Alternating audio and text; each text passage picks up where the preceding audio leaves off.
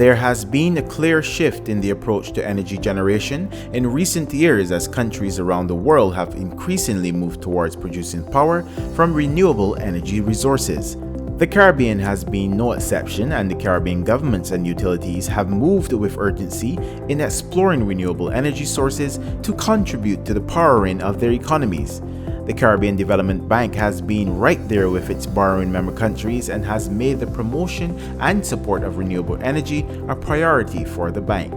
In 2017, CDB approved a US $350,000 technical assistance grant for a study aimed at assisting utilities and relevant stakeholders in developing, planning, and designing battery energy storage and grid modernization solutions.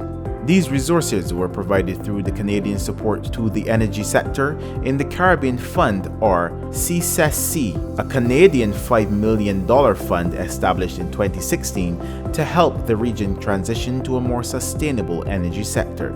The study was undertaken by WSP UK.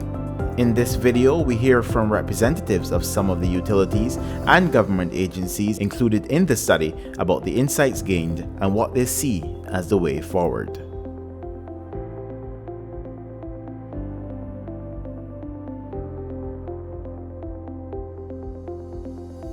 Well, the energy unit within the Ministry of Public Infrastructure is exploring energy storage as an option, because we are embarking on the integration of intermittent renewable energy into the grid, particularly wind and solar. We are exploring options for renewable energy integration, and of course we have, as a country, set some very aggressive commitments to getting power generation as close as possible to 100% from renewable energy. And as a result of that, GPL is looking at implementing renewable energy projects such as wind and solar. We explore the integration of the energy storage system to mitigate or to manage the challenges that we will get from integrating renewable energy sources. Obviously, as you integrate more intermittent sources of renewable energy, the challenges become greater and this grid strengthening becomes more of a necessity.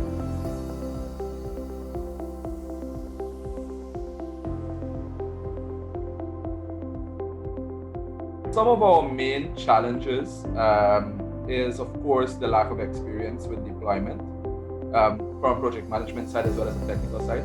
And we're trying to learn as much as possible from our sister utilities in the region.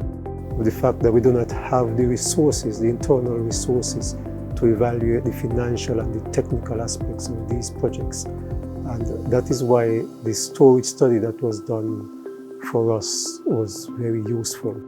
Presently, Antigua has what we call a ring system, and that presents unique challenges in terms of the protection coordination. So with the use of smart relays, we have optimized.